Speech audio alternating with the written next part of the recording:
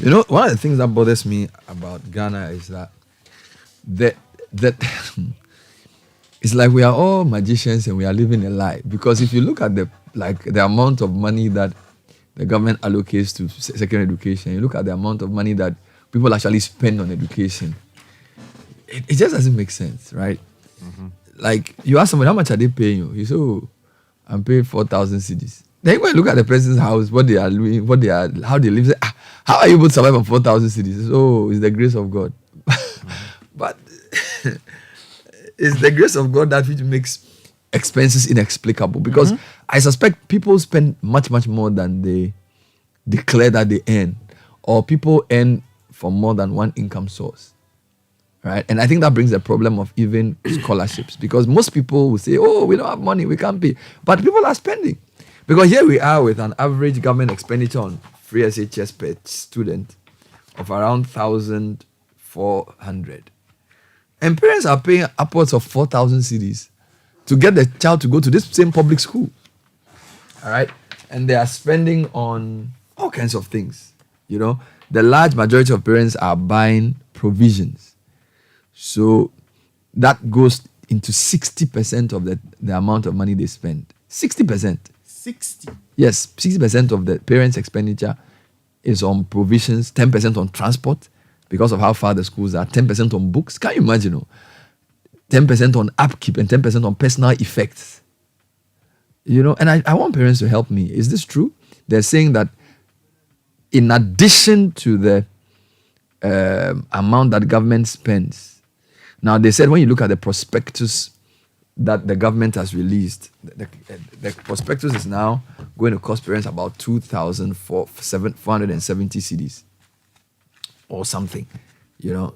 And then they also looked at income quintiles for parents. All right, it's troubling because it tells you that if somebody believes that because government is paying their school fees, and this is the first time a research has proved this.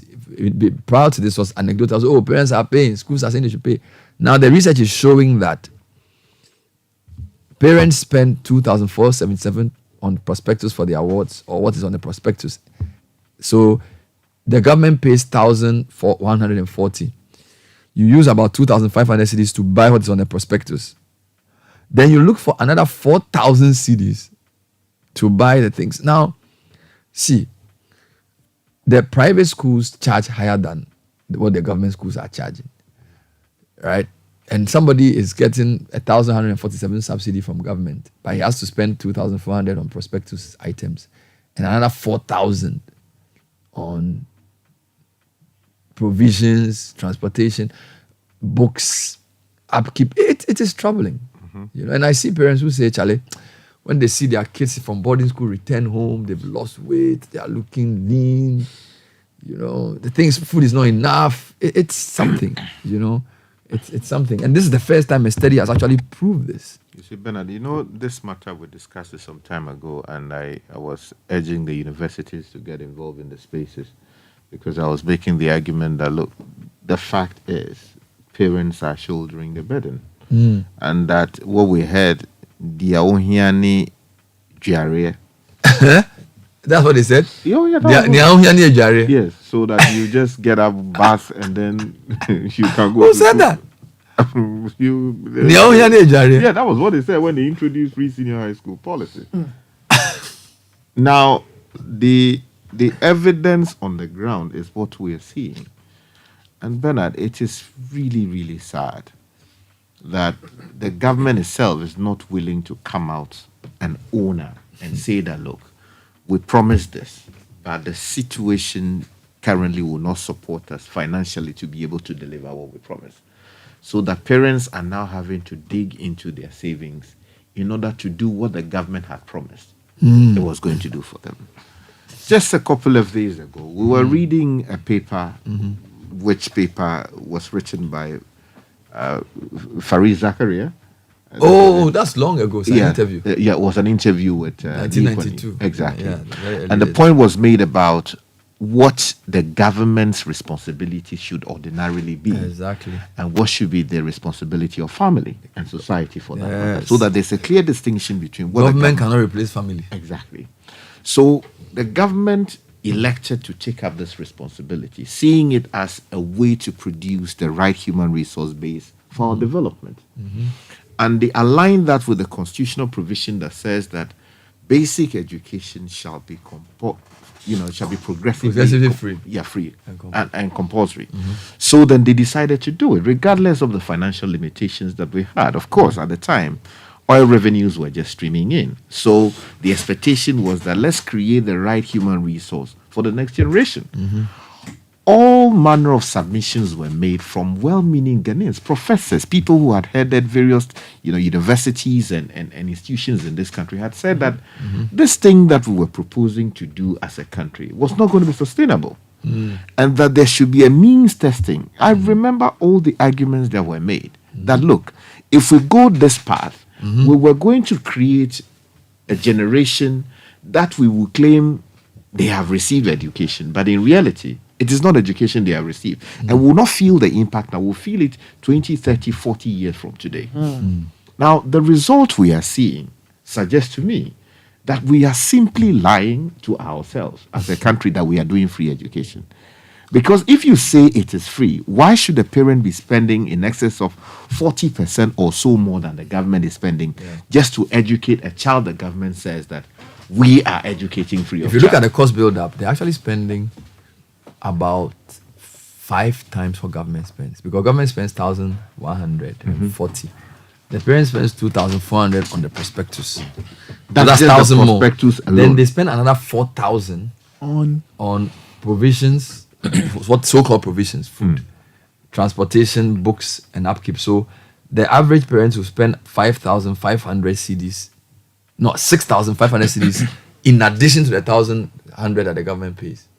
So so if you think about it, if you add that 6,500 to the 1,000 that the government charges, so we are admitting that the cost of educating a child per it's about 7,000 cedis thereabout, right? Which is why some of the private schools charge the things they charge, and even then parents still pay. So it is a trouble. It's a troubling situation where the amount the government is paying is so small, and yet the money doesn't come on time. Yeah. So, and you see, that is what makes it really sad, that you hear that the GES says that it's interdicting one headmaster or the other, or it is sacking one headmaster or the other because they believe that they were acting in excess of requirement. I mean, they were charging illegal fees. You see, when you look at you, Bernard, you went to Presec. Charlie? Now, the Presec you went to see, you compare that to the Presec that you went through. Would you say that the situation has improved? Sky, one of the biggest problems the schools face is prepaid. A big school like Presec, they work on prepaid meters. Do you know what that means? If it finishes, it finishes. You have to. And they are not. And so imagine if the school hasn't received any money. If the money that the government is paying for students doesn't come on time, how does the headmaster ensure that there's light in the school? So sometimes they have to ration light. So some schools, students are made to go and all go to the dining hall to read. So they put up the classroom block lights so that they can save power. Yeah. And meanwhile, the schools are overpopulated, and now you're having schools with prepaid, and headmaster is running around with card looking for prepaid to buy. It's serious. It is serious. Let's get some insight into the study to see if my understanding of the report is correct. So Kofi Asare is the Chief Executive of Africa Education Watch. Kofi, thank you so much for this work on the financial burden analysis of free SHS policy and implications on equitable access. Will this be the first such study on free SHS that you have done in terms of the financial burden analysis? Hi, Bernard, and team. Good morning. Yeah, this is actually the first free senior high school comprehensive costing analysis that we have done since the policy's inception. In terms of the scope, was it a national study? Which schools were selected? Was it category A or B? And just give me some of the some insights into methodology. Yes, 20 schools were purposely selected across the categories, and then also across the type of schools. I'm talking about a mix of senior high schools, senior high technical schools, and then technical and vocational institutions, the ones we call TVET schools. and then again across the categories and across the regions, so that it reflected the rural, urban, and peri-urban dynamics, and then also the category A, B, C, and D of our senior high school system. Great. And in these 20 schools, prospectuses were obtained. Now, the prospectuses were obtained historically. So we obtained their prospectus for the first year of the policy situation, 2017-18. We obtained a prospectus from that year up till the current year, up to 2023. And then the next step was that we did a costing of the prospectus. Okay, so let me say that for the purpose of the prospectus analysis, we took the baseline year, that's the first year, 2017-18, mid-year, that's 2019-2020, and then end year, which is the 2023 academic year. And then we costed the prospectus. So the costing involved working with the statistical service to obtain historical data on all the over 90 different items in the prospectus, which we did. It took a long time. We got all the data from the statistical service, and then we analyzed the data across the years, to determine the cost of the items, through the cost of each prospectus, and then the the prospectus variation per school per year across the categories. All right. So that is how the prospectuses were posted. Analyzed. And then, of course, you went to the market to check the average price. Before we get into the findings, just want to clarify something. So, the free SHS policy, the amount that the government gives to the schools, do we know what it covers? Because I know that there's admission fee, school uniform, and some things. Are we clear on what the amount the government pays per student, what it covers? Yes, we are clear. In the policy document, and every year the ministry has sort of a fee structure that the free senior high school fee entails. More or less, absorbing that fee structure means paying for free senior high school. And let me explain this. So free senior high school is different from secondary education expenditure when you are doing the analysis. Secondary education expenditure traditionally includes A, cost of infrastructure, B, salaries of teachers. Okay. But free senior high school is just free senior high school. The cost of absorbing the fees, the full fees on a bill of all students in secondary school. That is the free senior high school budget. So that is the budget that emerged as a result of the introduction of the free senior high school. Yeah. And it includes absorbing the cost of admission fees, maintenance fees, school uniforms, house dress, school clothes, PE kits, medical examination, supplementary readers, general stationery, vehicle maintenance, building maintenance, Wi-Fi costs, internet costs, and all that. So that is, and then feeding.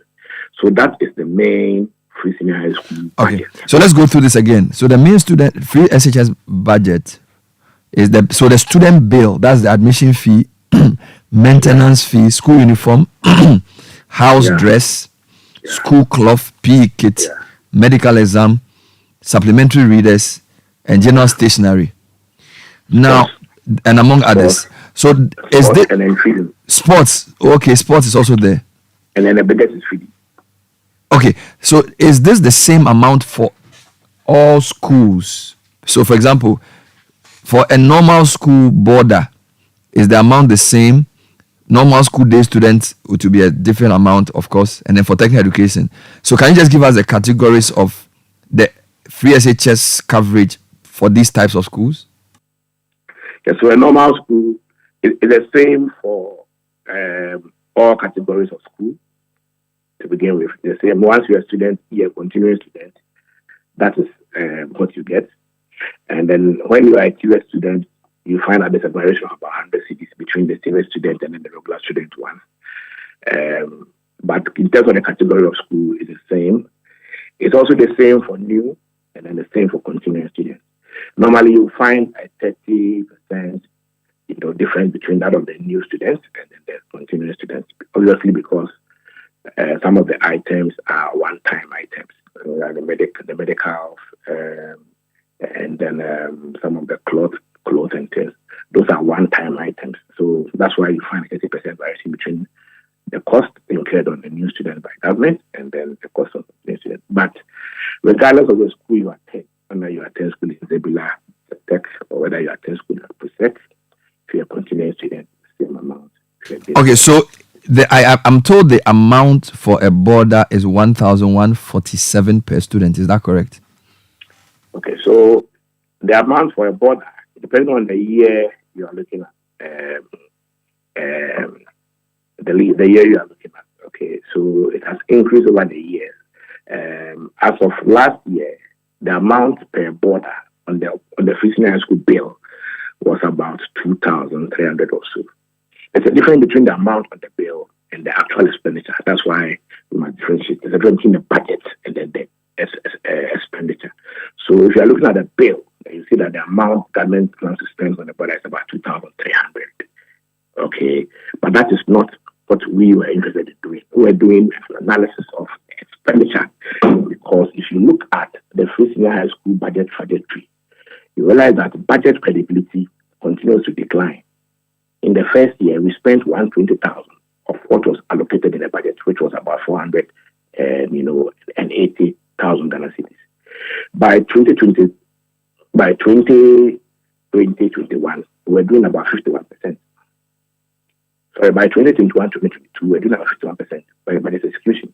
So as the policy, progresses, the releases decline, and because of the releases from finance ministry declining, the budget, the expenditure also declines. In 2019, 2020, we did only 76. In 2020, 2021, we did 58% budget credibility. And so, if you stick to the bill, you will not get the actual expenditure, because it is the variation between the bill and the actual expenditure that gives some schools a room to call for parental support because of the disbursement issue. Yeah. So if, for example, the budget was 2,300, you are interested in how much was paid, and this would have how been much was spent, and this may have been like 1,200 instead of the 2,300. So the government may not have paid the full thing. Exactly. Good. So how much was spent? How much was spent? Now, the other thing you did. So on how much was spent, you realize that in 2017-18, it was 1,000 per unit. If you did it per unit based on the enrollment, based on the expenditure provided by the Ministry of Education and Finance Department, you realize that in the first year we spent 1,300. In the second year we spent 1,420. Third year we spent 1,105. Fourth year we spent 1,108. And fifth year we spent 781. This is the average. The average, because the average senior high school student is a continuing boarder. It's a continuing student and a boarder. Continuing students consist about 2/3 of the school students, and then the boarders are 80%. So averagely, we spent between 2017 and 2021. Average, we spent 1,147. Okay, so that was an average figure, which is very good to explain that way. Now, let's come to the prospectus. So this 1,147 is the average that was spent per for a student over the 5 years. Exactly. What is the average cost of the items on the prospectus for this same border in a regular school like Presec? Okay, so prospectus for the senior high schools, you find that again the average student a border. Okay, so prospectus in 2017-18 policy inception, it was 1,373. 2019-20, it was 1,562. And now, as I said, for the analysis, we selected 3 years: the baseline year, the midterm year, and the deadline year. And then in 2022-2023, it was 2,477.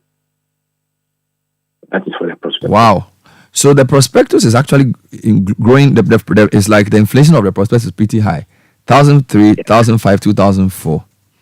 Yes. Whereas the amount that the government spends per child isn't growing as quickly, but the prospectus is growing much faster. Exactly. So the cost of the prospectus keeps increasing. So if you look at it, if you compare it to how much government is spending, you realize that government is spending about 1/3. And then parents are spending about And what is responsible for the prospectus inflation may not be the items but the market, right? So it's not like the items have increased, it's the prices that have caused the inflation of the prospectus. Am I correct? Yes, the prospectus is a subject of inflation, but government bill is also a subject of inflation because in 2017, our policy inception, we were paying about 3 cedis for feeding. Now we are paying 7 cedis for feeding. So government expenditure also keeps, government allocation also keeps increasing. In 2017, as I mentioned, there was just one cohort doing 480k cedis a year, and then we are at a point where we are allocating close to 3 billion a year. So if you look at it, government also is increasing its budget, based on anticipated price changes. But the rate of increase in the burden on the parents is high. If you look at the prospectus in year one, for the regular schools, in year one, more than parents were spending about 1,300 cedis, 1,373 in 2017-18, the first year of the policy on prospectus. So, and then by this year, by 2023, the past academic year, parents spent 2,400. So moving from 1,000 today to 2,477. That's higher than government's per unit expenditure, which was 1,300 in the inception year, and then averaging about 1,147 as of 2023. Good. So I'm just trying to summarize again. So between the government expenditure per child and the parents' expenditure based on prospectus, government is paying 1/3, parents are paying 2/3. So this is just the key items on the student bill plus the prospectus together. Parents pay 2/3 and government pays 1/3 over the past 5 years. Is this correct? Yes, but there's another element. Yeah, I'll come to that. I'm building a point. That is correct. I'm building a point. First year to Good. So, but in addition to because you see the prospectus is compulsory, as is the GOG expenditure. So now let's go to the third leg. So this same border informed to in a regular school like Presec will now, in addition to the GOG's 1/3 and the parents 2/3, you said there's a third item of expenditure that the parents incur. If you can elaborate on that. Yeah. So in addition to prospectus, the parents also, whether it's there or wasn't, they have some expenditure they incur. Which we also interview parents, 20 parents, and then whose children attend these schools. And then we sought to find out how much they were spending, giving their awards to school, and what they were spending on. Okay. Averagely, parents are spending in this year, they are in the past academic year, 2022-2023, we're spending 4,000 cedis a year on their students in senior high school. Okay, 4,000 cedis for the 2 semesters. This is different from prospectus. So this applies to either continuing or this. Wow. Wow. It was 2,596 in the 2019-2020 academic year, and it was 2,406 in the inception year. So if you look at it, parents' spending has moved from 2,400 in the first year, 2,500 in the second year, and 4,000 in the 2020-2022 academic year. You realize that between 2018 and 2022, inflation alone was at 170%. And so if you just suppose it with the increase in the personal expenditure, you will realize that, yes, it's in line with the inflation increment between 2018 and then 2023. Now, what goes into this amount of money? That's 4,000, let's say for the last academic year, 4,000. 60% goes into provisions, buying provisions, especially food for their children. And then 10% goes each into transportation, books, their upkeep, and then personal effects. Now, on transportation, for example, a parent who lives in Accra, whose child attended Porters, had to go to school sometimes 4 times in an academic year. So between here and then Porters, Western region, they go first semester, they go and come because of the trucks we are running. So they go and come. And it's all transport. And if you are doing 50 cities, you can easily do 400 cities in a semester. This is serious. So the 4,000 average they spend on the child In 2022-2023 academic. Is 60% of that is on provisions, 10% on transportation, 10% on books, and 10% on personal effects. The figure for prospectus and 10% on upkeep. And upkeep, yes. The figure for prospectus average was 2,600. Yeah. Good. So the amount they spent in 2022, aside the prospectus, is like the prospectus and the GOG combined. Exactly. Wow. So if you add the prospectus for that year, if you add the prospectus and then if you add the prospectus and then the government expenditure spend, it's going to be in excess of 6,000. Yeah. In total, they spent about 6,500 CDs last year on the awards. Yeah, because in 2022, if you have our presentation, if you go to page 2024, you are in 2022 prospectus. That's 2022-2023 academic. Well, prospectus cost 2,477, as we said, and then the extra cost is 4,000. So that gives you an amount of 6,477. You know, and the share of the prospectus of the cost borne by students is 38%. So prospectus is 38% of the cost borne by parents, and then the rest of the rest of the 4,000 goes into the transport, and then the other non-prospectus expenditure, including provisions, personal effects, and then also 10% on some books. Yeah, that's for the. So, and because it's 4,000 is an average, it means that last year some parents may well have spent probably even 6,000-7,000 on their awards, because an average of 4,000 is the center, right? So the 4,000 is for the 2022 academic year. Exactly. That's an average. That's an average. That's an average.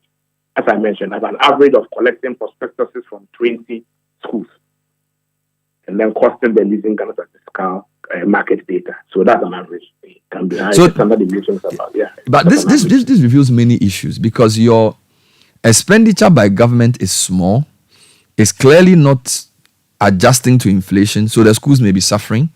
That's point number one. Point number two, parents are prepared to pay much, much more for the awards to be comfortable, even beyond what the prospectus is asking. Because if you are paying 4K for a student, prospectus is about 2,600.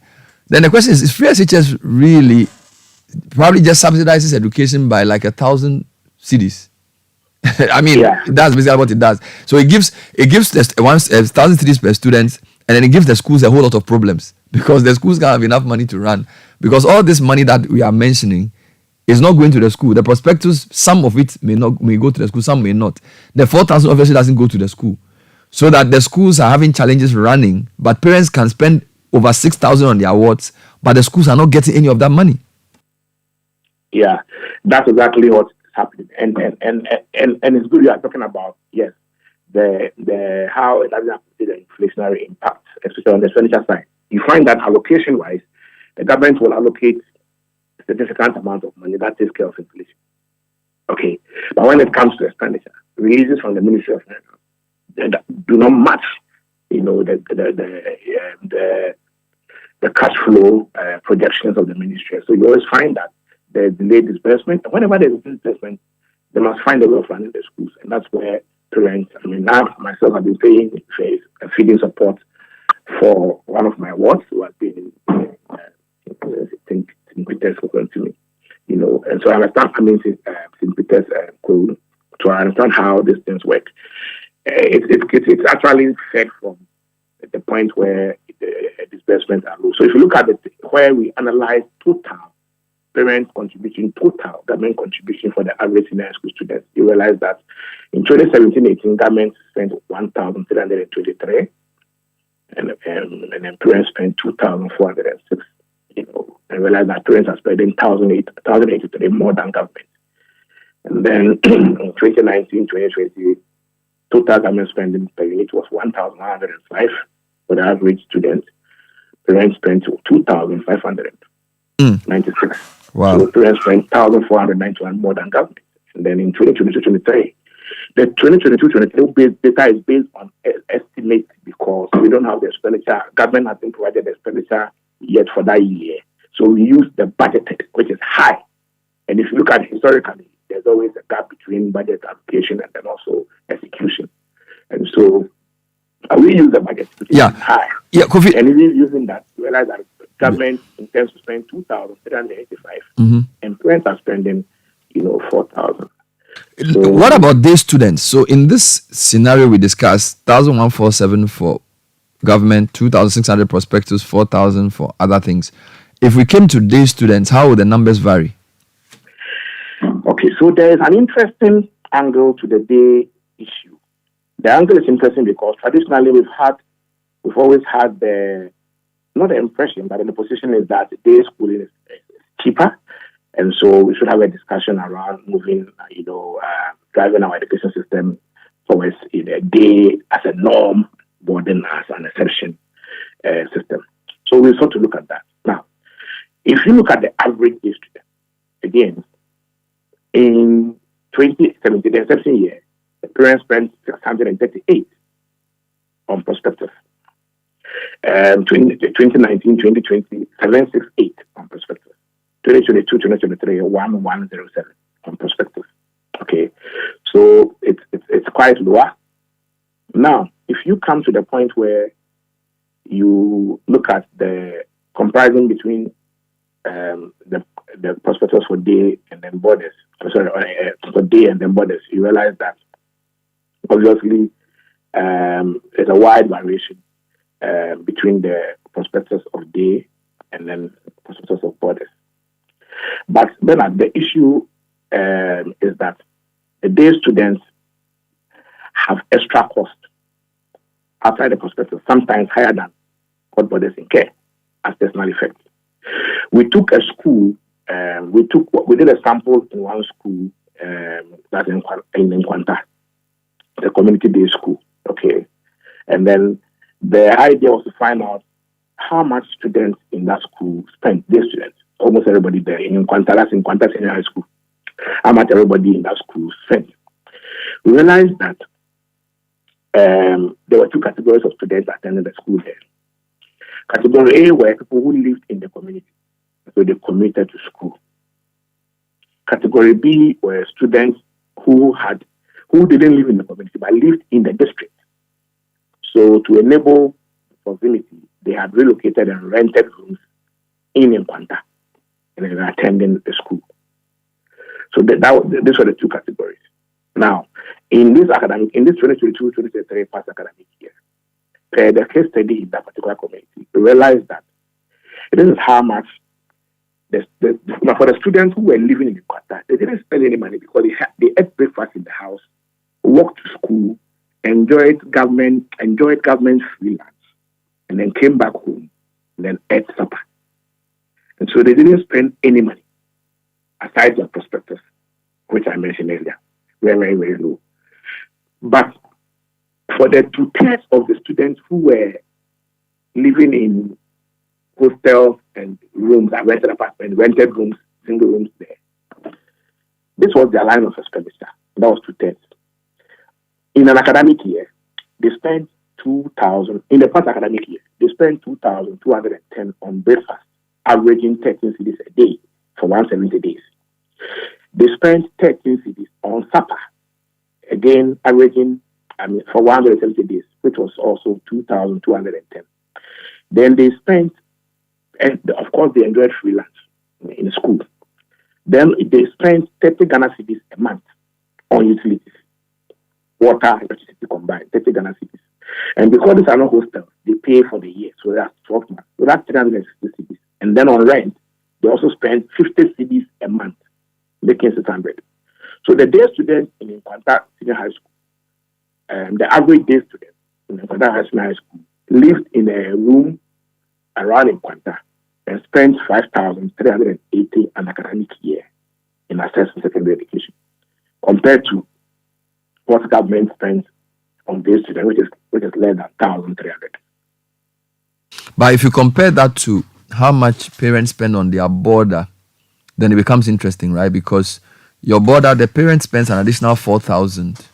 So I'm thinking that maybe we should analyze day versus boarding for cost overall. The parents are spending 6,477. on borders. Yes, on borders. So in year one plus prospectus is 2,477, and then the extra cost is 4,000. So the parents in that same 2022 academic year is spending 6,477, and then you have the day students spending 5,380. On living expenses, and then spending another about 1,000 cedis on prospectus. So it's actually the same. It's actually the same. So it's about the same amount, because 6,380 for day, 6,477 for borders. So it's pretty much the same thing. They actually spend 1,107 on prospectus. So if you add the 1,107 to how much they spend, 5,380, it's about 6,000. So it's actually the same. So if the day school is not located within reasonable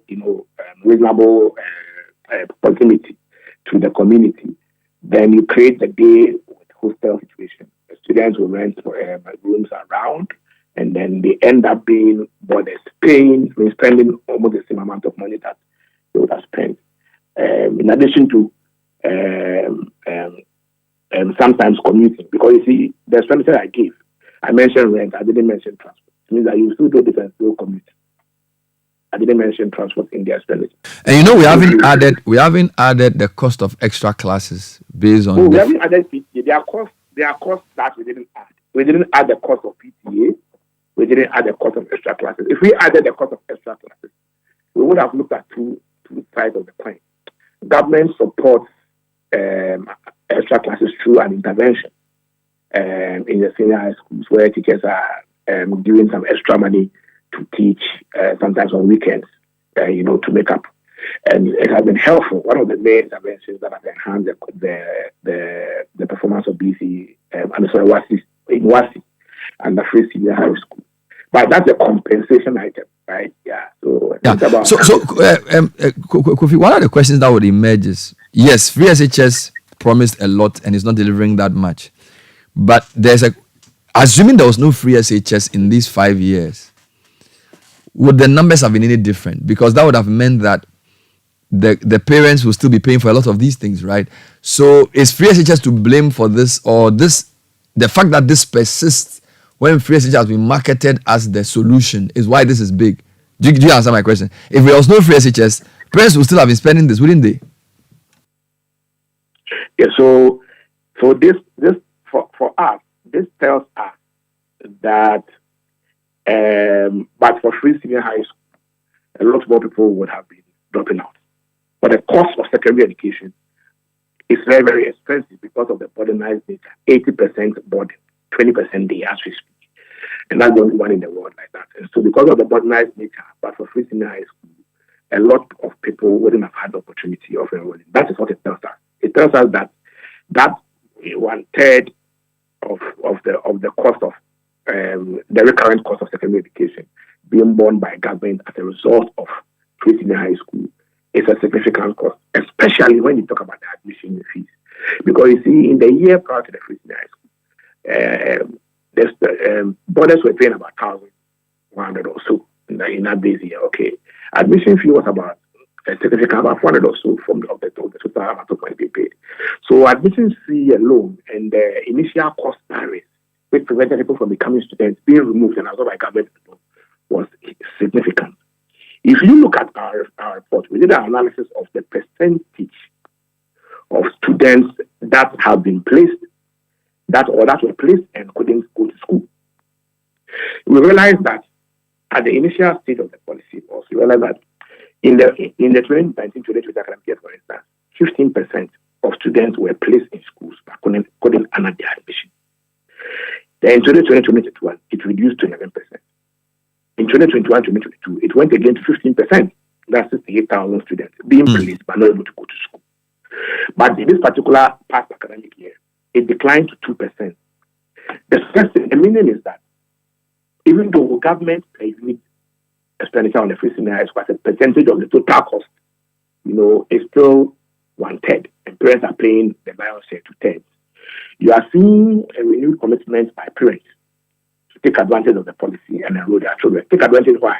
Because government is taking care of a significant aspect of the cost that would have prevented parents from enrolling in the first place. One. And apart from that, also, government has removed the admission cutoff. There used to be admission cutoff. Prior to free senior high school, if you had IGO 30, you couldn't go to senior high school unless you go to a private school.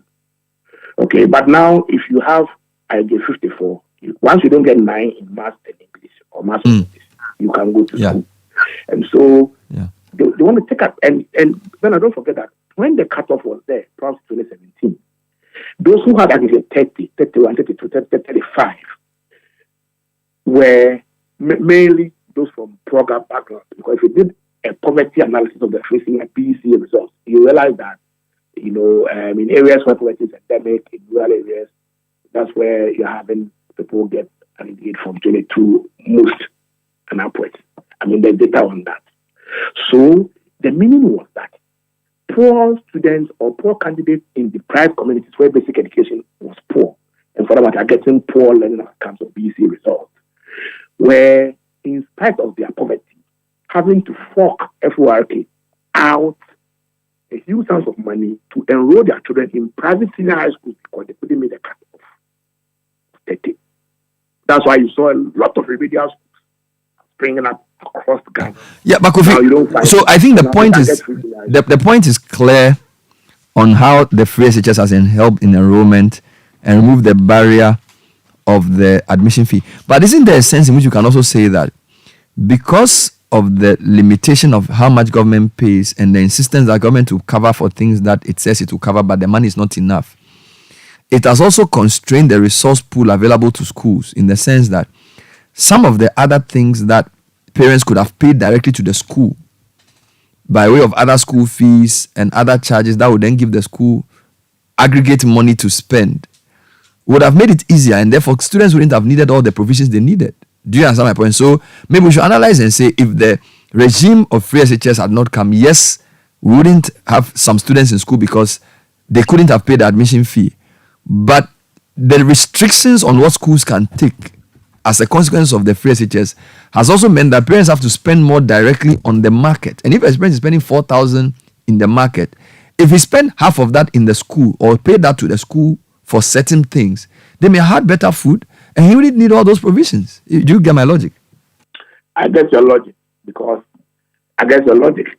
And in addition to that, if funds allocated to the program were released timely, timely, a lot of the government per unit expenditure would have gone up, and the parents per unit spending would have reduced. I'm talking about parents per unit spending on provision, which is about 60% of the 4,000 they spend every semester on non-prospective items. It would have reduced. Again, we didn't add PT. If we added PT, you realize that in schools like Archbishop Porter, one of the schools we sampled, parents are paying about 300 or 350 cedis for PT support for feeding, and that is significant because government is paying 7 cedis a day for feeding. So if you are paying that amount of money, you realize that it can feed the child for over a month. That's huge. Then the question is that, and so yes, it's significant, and that if government was disbursing funds and taking care of all those bills, and then there were no delays, there wouldn't be the need for all this extra financial burden on parents to remain. But we ask a very, very fundamental question, which I think is important to trigger a conversation. After schools demand electric bulbs, after schools demand sanitation kits from parents, after schools demand exercise books and uniforms, under the pretext that the uniforms will delay, the exercise book from government will delay, which is true. And after schools demand feeding support through PTAs, under the pretext that feeding from government is delaying or is inadequate, which is true.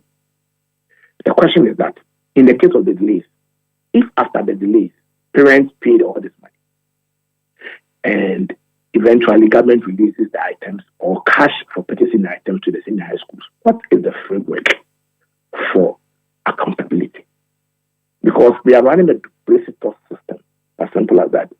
If 100 bags of rice should get to Kwasi in this month, and $100 of rice hasn't gotten there, and the class PT is contributing 300 cedis to make sure that their children don't go hungry. When the $100 of rice arrive, what happens to the $100 of rice? Because the PTs pay the money on the blind side of the genius or the Ministry of Education. And the many instances, all these payments are done secretly. They're not supposed to say it. So I am not too bad perturbed about that because the parent doesn't pay, their child wouldn't be expelled from the school.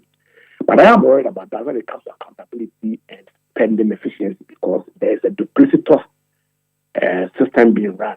And so I think that there must be a mechanism where government gets to take back their food, take back their uniform, or take back their exercise book because parents have already provided it. So that government saves on those items. That's one of the ways that government can, be spending efficient. If not, at the end of the day, parents' taxes being used to pay. So if parents pay, should be taken into account when government is bringing their items. All right. For them. I think that system will help. Kofi, thanks for this great job, and we appreciate your efforts. We will definitely continue the discussion. Have a good morning. Thank you very much. Kofi Asare is the director of Africa Education Watch.